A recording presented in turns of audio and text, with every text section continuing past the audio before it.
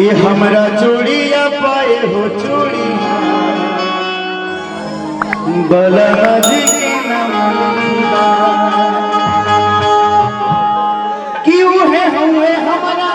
मांगी की सिंगार दिलदार जी के नाम लिखदा कि हमरा चूड़िया पाए हो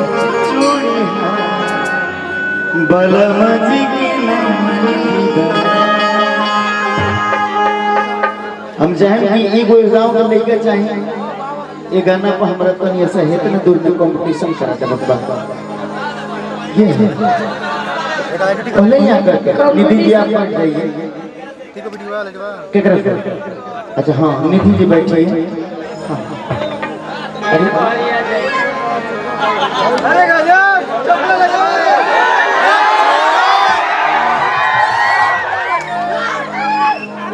ये गलती है करता बाप हो बाबा जोड़ा नहीं है छोटा पैक करा धमाका नाम का बाप संजीव सम्राट वाह नमो बड़ी खतरनाक बा संजीव सम्राट बनबू करेंगे वाह बहुत सुंदर पापा के क्या नाम हो संजय यादव वाह मम्मी के क्या नाम हो रीता देवी मौसी के क्या नाम है मौसी का नाम है पूछतानी सुनी ना ये लड़का अपनी बोल से लेके आए हाँ ये लड़का के बाबू भेजले बोल के जा हाँ नागेंद्र उजाला के कार्यक्रम लागल बा अच्छा ये लड़का ने कार्यक्रम में खाइल होले 2020 फाइनल हो रहा है मौसी के नाम हमें लिए पूछनी हो कि ममहर जालन मौसी के बाद ममो के नाम पूछे नहीं ननो के नाम पूछे नहीं बहुत लड़का बने के गरीब पूछला पर मामा के का नाम हो मेरा तरह के मैं ममहर चाचा ही नहीं मौसी का नाम यहाँ कहीं से पूछ ले कि यहाँ का मेहरारू पुरान हो गए चांस मरते नहीं ऐसा का नहीं है बाबा ना ठीक राउर सोच गलत बा अपना सोच के साबुन से धोई फ्रेश करी कली बहुत बढ़िया अपने मन में खड़ा हो गई बहुत बढ़िया डांस कर रहे थे बाबू हाँ मैंने देखा इनको कंपटीशन होगा आपका कंपटीशन हाँ तनी पीछे हो जाए जो जीतेगा हाँ भैया की तरफ से 5,000 रुपये का पुरस्कार ताली बजा दीजिए आप लोग मान ली कौन कि हमारे यहाँ के रिश्तेदार हैं हाँ तो जिंदगी भर देवे के यहाँ के अधिकार बा वाह ससुरारी घर भर तो जब मन तो ले ली है कुछ ना कुछ पड़ो दे देम तो ले ली है जाइए पाड़ियो दे देम तो ले ली है जाइए ना ना पारा यहाँ का देले रही कान काट के फिर हमने का वजह छोड़ आइल बनी हाँ तनी एगो म्यूजिक बाजा जाओ तनी से कंपटीशन के हल्का सा देख लिया जा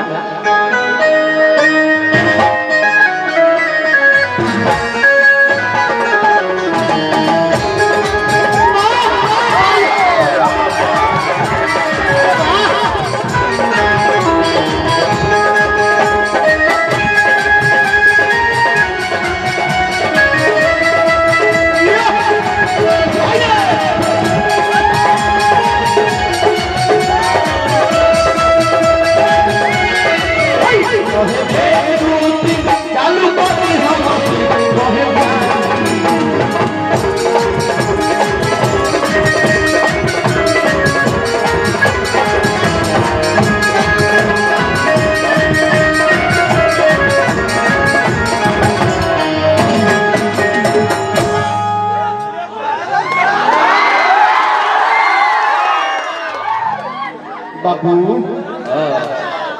बाबू रे पे फोन दा ना तारा पे फोन 5,000 हम डाल दूं हां गुरुजी के नंबर में ना लागला 94 404 95 572 जिंदगी भर डायल करे नहीं कुछ जइबे ना करे हां हां बोल 97 के 98 उठ के 99 बाबा आरा के घर हो लइका के आरा घर हो डायल करे ना ई डायल ना होई हां बक्सर तोर लोग कौन नंबर पा होगा गोपाल ए बाबा इनको लगे कौन नंबर होगा वो में डाल देबे के हां 0011 जबे लगाई बतावे 0011 जबे लगाई बतावे ए बाबा इसी में डाल दीजिए 1 लाख रुपया डालिए निकालिए हमारा पे फोन नंबर है जल्दी डालिए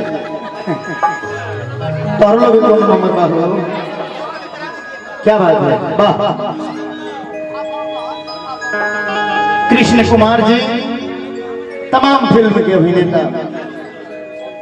40-42 गो फिल्म यहाँ के आ गई बा अब एगो फिल्म यहाँ के शूट कर गई नहीं है पापा में छोटी सी बड़ी हो गई कृष्ण कुमार जी गोरखपुर से बानी हम जहाँ जाने के एक बार ताली बजा के आशीर्वाद दे दी सब है आप सब सर वो कुछ कहना चाहते हैं थोड़ा माइक यहाँ लगाइए आप कुछ कहेंगे आप कुछ कहेंगे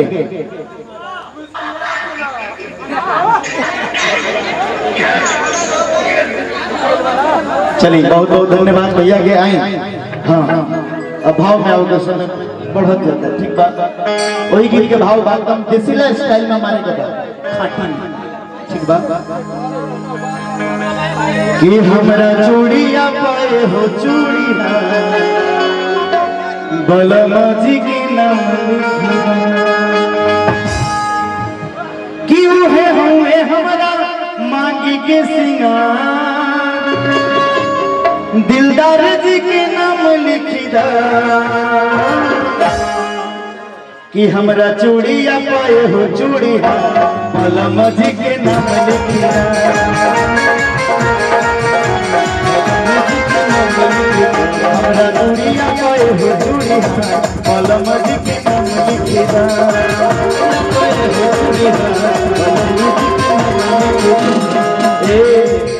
उहे हुए हमरा मांगी के सिंगार उहे हुए हमरा मांगी के सिंगार ए रुको मन है ने नहीं खे अनुभव अभी नहीं खे कि ना अनुभव धीरे धीरे हो जाए बाबू अनुभव करा दोगे हां काहे ना बहुत मारेंगे कितना बरस का हो गया चल जाओ अंडर एज लोग के ई सब अंडर एज हो अंडर एज में सब करवा हाँ। अभी 18 साल के सर्टिफिकेट मिले तो वोटर आईडी कार्ड बन जाए तो ठीक क्यों है हमें हमरा मांगी के सिंगार दिलदार जी के नाम लिखिदा हमरा चूड़िया पाए हो चूड़िया बलमा जी के नाम लिखिदा बलम जी के नाम लिखिदा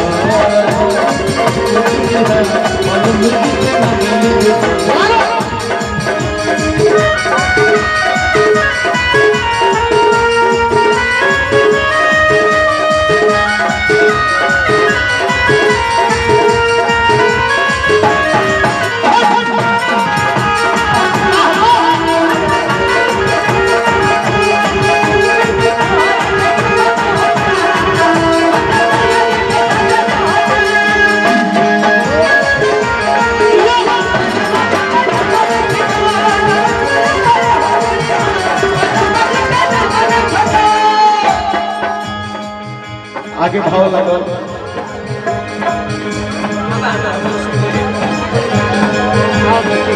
हर एक गहना पे लोगो सोना जी हमारे हो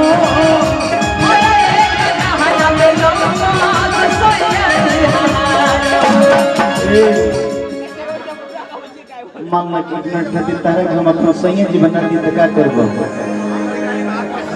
मांग तो हमार सैया जी हो गई अरे पापा ला फोन कर जय मौसी ए राजा जी बता माइक दीजिए तो कहाँ है माइक हेलो ए राजा जी का हो करे ए सैया जी क्या एक धनिया जी धनिया जी बाबा अगला जन्म हम ही लेकिन हो जाए हमारे मारे ठीक रहे। हाँ हाँ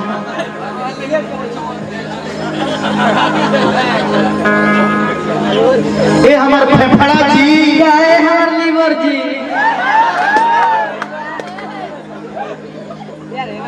ये हमारे किडनी जी क्या है हमार कन्या जी बाबा मान कोई नहीं भाई ये लड़का नई के भीतर भीतर पटाइल बा भाव लगो कि हर एक गहना पे सैयदी हमारे हो हर एक गहना पे बूढ़े जबाने हमारा जिए के आधार हो बूढ़े जबाने हमारा जिए के आधार हो उन्हीं से बट जीवन हमारा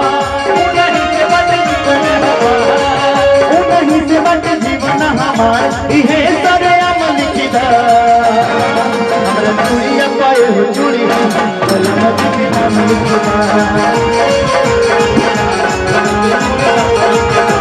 हमरा चूड़िया पाए हो चूड़ी कलमत के नाम लिखा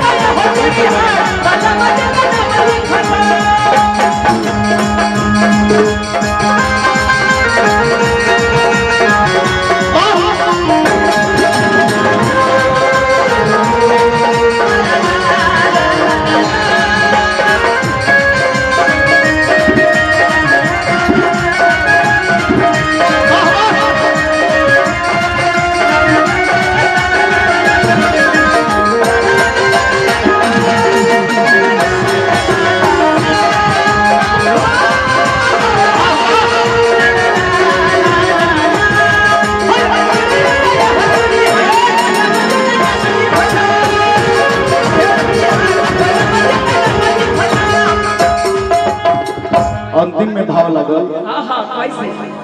कि साजना के साथे लिखा नमवा हमारे हो पढ़ी पढ़ी पिया कर खूबे हमसे प्यार हो कि चूड़ी खन के कलाई में हमारा कि चूड़ी खन के कलाई में हमारा आई लव यू तमाम लिखदा कि हमरा चूड़िया पाए हो चूड़ी मजी के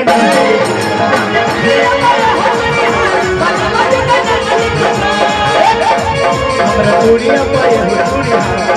मजी के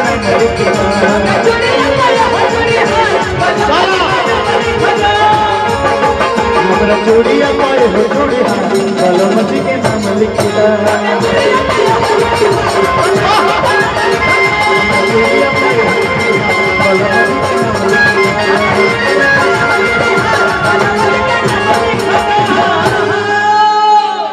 एक बार जोरदार ताली बजा दे और मंच पर चढ़ चला